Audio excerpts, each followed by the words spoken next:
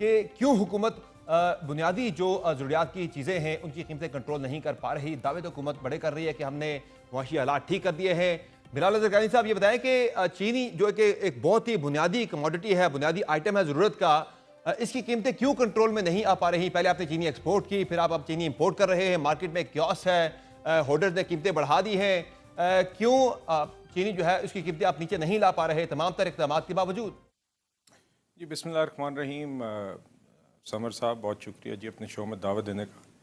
देखिए, सबसे पहली बात तो ये है कि हमने सिर्फ दावा नहीं किया, हमने वाकई महंगाई कंट्रोल करके दिखाई।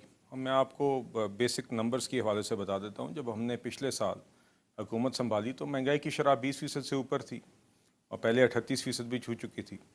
और हमने इस साल उस टाइम पे ऐसे हालात थे, महंगाई का भी ऐसा डर था कि पीटीआई ने तो बिल्कुल हुकूमत बनाने की बातचीत भी करने से गुरेज कर दिया था पीपल्स पार्टी से। लोगों का ये ख्याल था कि ये कांटों का ताज है हुकूमत और ये महंगाई ही वजह बनेगी, मईशत ही वजह बनेगी किसी भी हुकूमत की जून जुलाई तक भी सर्वाइव ना करने की। मगर हकीकत में हमने मईशत भी संभाली, IMF का प्रोग्राम भी एग्री किया, मैक्रो इकनॉमिक स्टेबिलिटी लेकर आए, महंगाई की शरह काबू में लेकर आए। वही महंगाई की शरह जो 22% 25% के करीब थी, उसको पूरे साल की एवरेज आप लें, पिछले पूरे साल की एवरेज 4.5% रही और रिकॉर्ड कमी हम लेकर आए। हालांकि हमारा टारगेट था कि 12% भी हम भी ले आए तो बेहतरी होगी ओवरऑल एवरेज इन्फ्लेशन, मगर 4.5% एवरेज इन्फ्लेशन रही तो महंगाई की शरह तो हमने काबू की। इसी साल के दौरान पिछले जून तक आप देख लीजिए तो हम बल्कि जब माली साल ख़त्म हुआ तो जब से हमने हुकूमत संभाली थी पेट्रोल की कीमतें भी उसके मुकाबले में उतार चढ़ाव के बाद कम थी ओवरऑल। जो अप्रैल, अगर आप अप्रैल 22 का या अप्रैल 24 का मुवाजना करें जून 25 के साथ, तो हम जहाँ पर मुमकिन हुआ है जी हमने महंगाई काबू भी की है, जो बेनिफिट पास ऑन कर सकते थे वो भी किया है। अब देखिए जो इस चीनी का मामला है उसमें बेसिक बात है कि अभी इस साल वो प्रोडक्शन वो यील्ड नहीं आई जो तवक्को की जा रही थी, जिसकी वजह से सप्लाई थोड़ी सी मुतासिर हुई भी है और इसीलिए अब उसको इंशाल्लाह हम एड्रेस करने की कोशिश कर रहे हैं। ये एक वक्ती चेंज है, यकीनन उसमें एडमिनिस्ट्रेटिव मेजर्स भी जहाँ पे आपके मार्केट्स में लोग गड़बड़ करते हैं सर वो भी यील्ड अगर नहीं आई तो एडमिनिस्ट्रेटिव फिर मेजर से कैसे हमने सूबाई और वफाकी हुकूमतें यील्ड मिलती नहीं हैं। आई तो चीनी एक्सेसिव कैसे प्रोड्यूस हुई? चीनी ज्यादा प्रोड्यूस हुई तो हमने एक्सपोर्ट करने का फैसला किया ना। सर वो पिछले साल की बात थी और मैं इस साल की जी बात हाँ। कर रहा हूँ आपसे, तो दो मुख्तलिफ सीजन्स थे। पिछले साल में एक्सपोर्टेबल सरप्लस था, इसीलिए एक्सपोर्ट की गई चीनी, और जिस टाइम पे ECC के अप्रूवल्स आए चीनी एक्सपोर्ट करने के, जब जब चीनी एक्सपोर्ट की गई तो उस टाइम पे आप डेटा भी दे सकते हैं, रिटेल प्राइसेस स्टडी रही थी। तो उस वक्त पिछले साल 2024 में, 2024 के सेकेंड हाफ में चीनी की एक्सेस थी, इसीलिए उन डेटा को, उस स्टॉक को मद्देनज़र रखते हुए फिर एक्सपोर्ट की इजाज़त दी गई। और उस इजाज़त जो 2-3 दफ़ा ECC ने अप्रूवल्स दिए हैं, उस वक्त में आप देख सकते हैं कि रिटेल प्राइसेस स्टडी रहीं।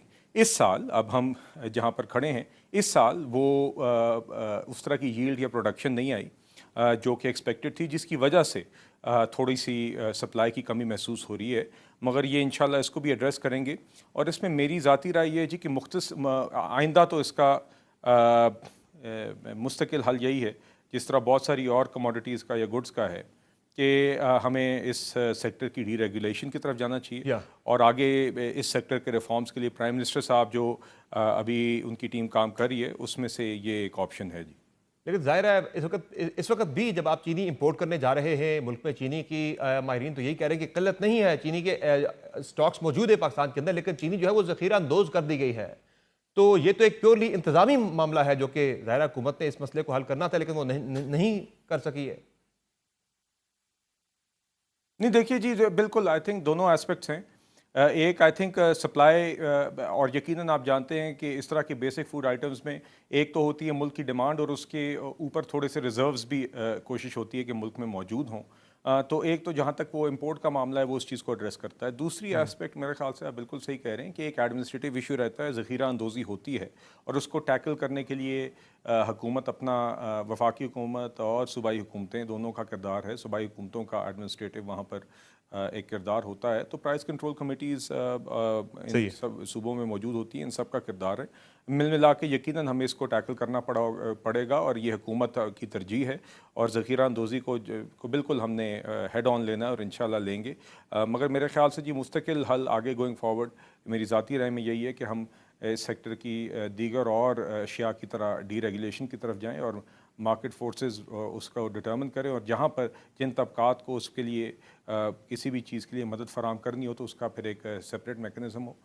मेरे ख्याल से यही आगे तो सट्टेबाजी के हवाले से भी कुछ इकदाम उठाए जा रहे हैं। इतलात तो आई थी कि कुछ लोगों के नाम जो हैं वो डाले जा रहे हैं ECL के अंदर। इस हवाले से कुछ सख्त इकदाम के हवाले से भी कुछ खबरें आ रही हैं, तो कर रहे हैं ऐसा कुछ?